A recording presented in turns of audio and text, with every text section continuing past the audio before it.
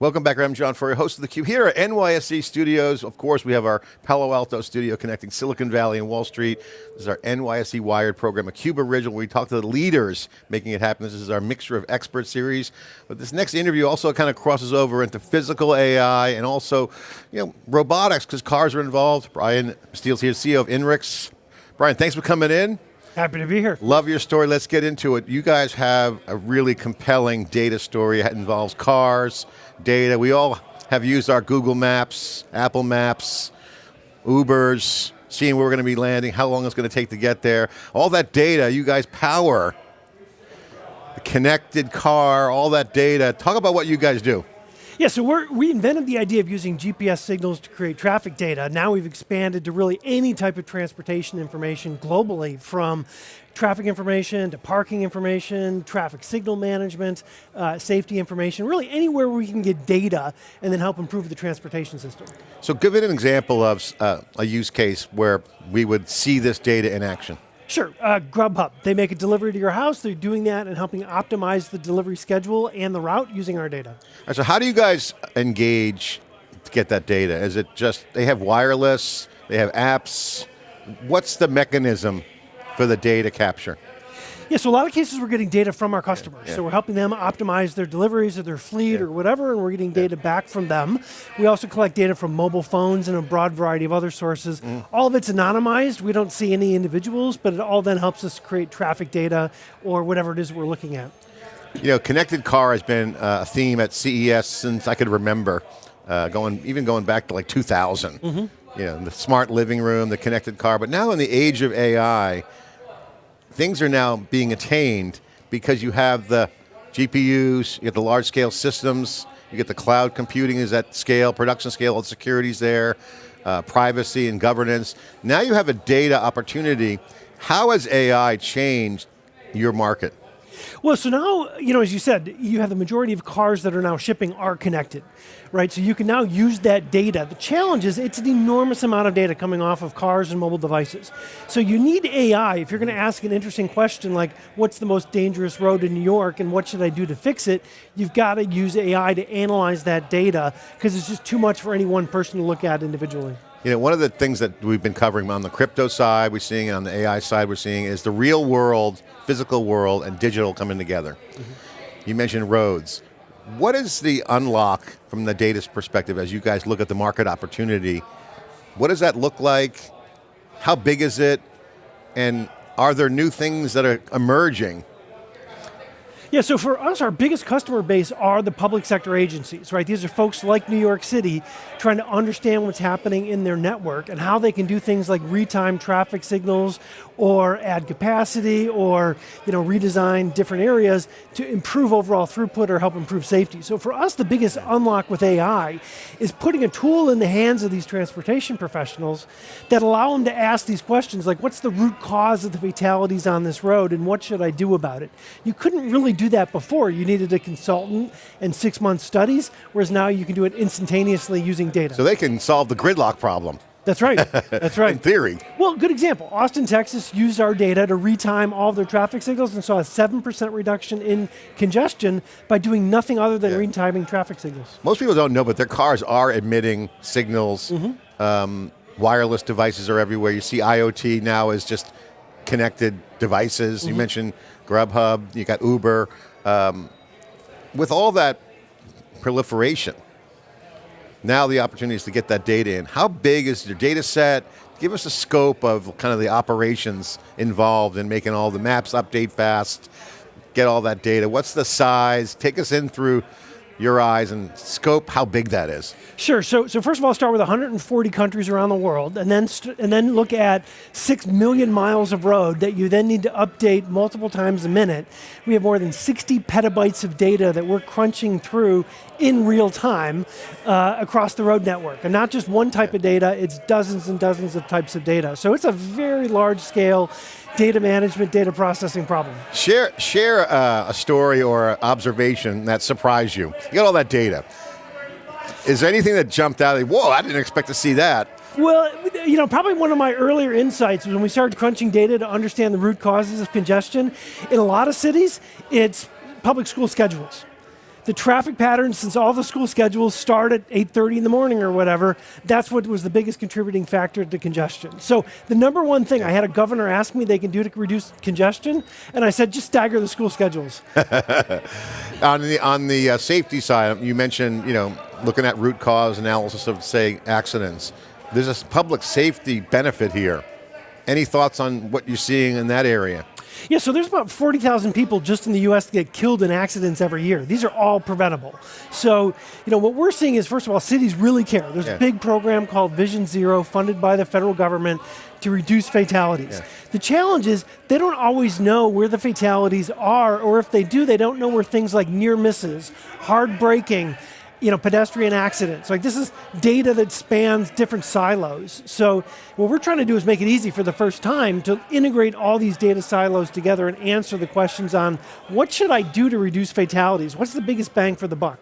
One of the things that comes out of this year's conference events we go to is simulation, synthetic data. NVIDIA talks about this all the time around their Omniverse product, digital twins. So you're starting to see the advancement of simulation. Any thoughts on how you guys see that going? Do you guys do simulations? Does that play into it? Because you have all the data. You could actually start simulating real world data, maybe augment it with synthetic data. What's that look like? Yeah, so most of what we do is we have an enormous amount of this real-time data, right? So then it's fairly easy to then extrapolate and say, okay, we know across all the roads how many pedestrians are coming into the city or how many people are commuting and things like that. So that's where we use models to help us understand real-world behavior. Simulation in our world means something very different. It's, if I add a freeway here, what will the impact be on congestion? And that requires a lot of other levers and things that we don't do ourselves, but a lot of our partners do. Another trend that we've been covering is smart cities. Mm-hmm. You obviously have a play there. You mentioned some of the planning opportunities. You could really look at, okay, how do we expand? What's going on with the city? Congestion means it's got to expand. What does the smart cities look like now that you're starting to get data acquisition, smarter devices at the edge, more and more grub hubs are out there? How does that factor into some of the towns and cities and regions you work with from a planning perspective? Oh, sure. So we're well on our way to the smart city. We have more than 250 customers, and New York's a good example. So here there's an operations center. It's got 40, 50 people working in it. They're looking at everything from when there's a big concert or a snowstorm or an event or even a mundane accident and how to improve behavior. But now they've got levers, right? I can dynamically change traffic signals to move people out of a certain area if I need to, or I can dynamically close lanes in a variety of different cities. So we're getting there, and more infrastructure now is giving us data. Things like smart parking meters, parking sensors, right? Parking operators. All this data then comes in that you can then analyze. Talk about how the consumption of the product, because this is like a very interesting tool, platform for folks to do that. Are they consuming a dashboard? You mentioned levers. Are they looking at real-time data? So say I'm planning for a concert or some event. I want to time the lights and do those things. What's that look like? Yeah, so we're providing both data as a service and software as a service. So there's a product we sell called INRIX IQ that is the dashboard, right? It's that real-time screen people are looking at in mission-critical environments to figure out how to respond to certain behaviors. So it's interesting when there's a hurricane about to hit Florida, when the bridge collapsed in Baltimore, the usage of our product just skyrockets because people really need to understand how to respond. Yeah, what the routes are, those kinds of things. Exactly. Talk about the business models. You mentioned subscription. Is it the SaaS pricing, pay as you go? What's the... Yeah, everything we do is either DaaS or SaaS on a subscription, but not on a per seat model. It's basically a subscription price tied to how big a city is and how big the geography is that they're buying services from us. All right, now talk about the momentum. Can you share some stats on customers, momentum? Yeah, so we have about 1,300 customers. Again, this is global. We provide services globally.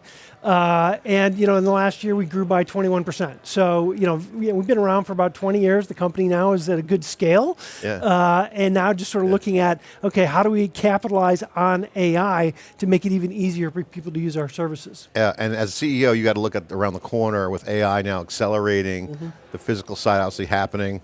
You're in a good position. What are you focused on now? What's the roadmap look like? What are you optimizing for? Yeah, so I think the most interesting opportunity, since we've already deployed AI models to kind of answer some of these questions, is we've created our own foundation model that's geospatially aware. So what does that mean? Folks like OpenAI or Anthropic, these are language models, but they don't understand road networks, road behavior, traffic signal timing. So we've created our own model that's geospatially aware, and now we're trying to decide, do we keep that for ourselves or do we sell that as a product, right? These are kind of the next generation questions. Give an example, because most people don't know LLMs, large language models, we call them frontier models. Computer vision, for instance, is not language. You have other factors than language. Talk about that geospatial. What does that look like? How does that play out as a value proposition? Do you query it? It's like, hey, give me local data. Is it fenced? I mean, share how that would play out as an application.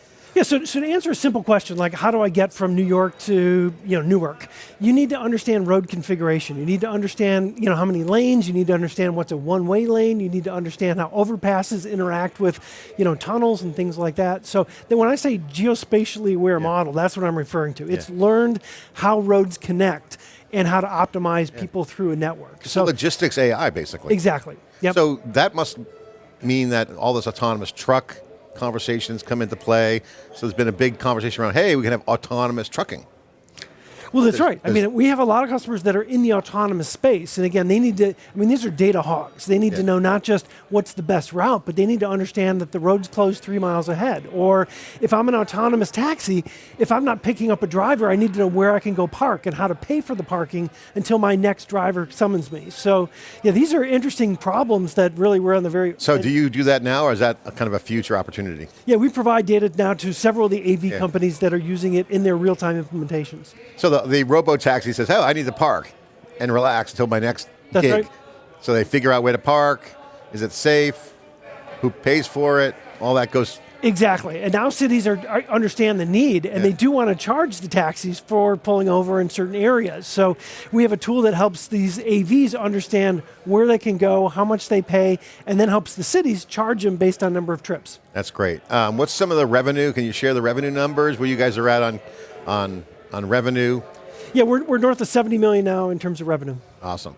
All right, well, my final question for you is that when you look at the future and you see the momentum of the AI hype, where do you see the reality from value? Because value creation market is here. You're starting to see people who have data do well, people who lean into compliance and governance tend to do well. What's your view on the whole AI space? Yeah, so AI is a big enabler for us.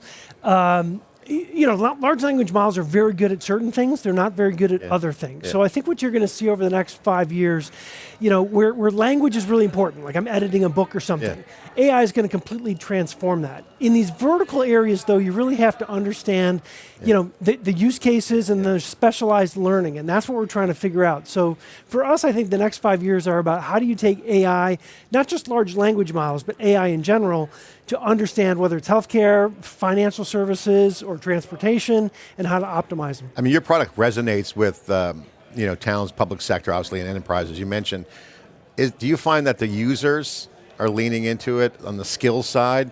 What's your view on the AI native communities? Because anyone under the age of 30 is doing OpenClaw, and they got programming, and most people that are coming from a traditional IT background are like, someone does that work for them, give me the dashboard. What's that look like from a skill set on the customer side? Because towns and cities aren't known for whipping up AI agents. Well, so to be honest, what we found is it's very bifurcated, right? You have civil engineers, transportation engineers, at the end of their career, they're typically not embracing the new technology. But then you have newer people that don't have the history, they don't have time, they don't have the budget, so anything that's going to help them do their job faster or better, they're willing to embrace. So it's definitely bifurcated. It's an exciting opportunity. Thanks for coming into theCUBE, appreciate it. Thanks for coming in. Thank you for having me. All right. Yep, I'm John Furrier, host of theCUBE. We are here at the NYSE, part of the NYSE Wired programming community. The real world assets and digital coming together, driving cars, all that data contributing to how we work, how we live, and how we play. So more and more data is coming in. AI is going to create that value. We're here doing our best to bring you the data. Thanks for watching.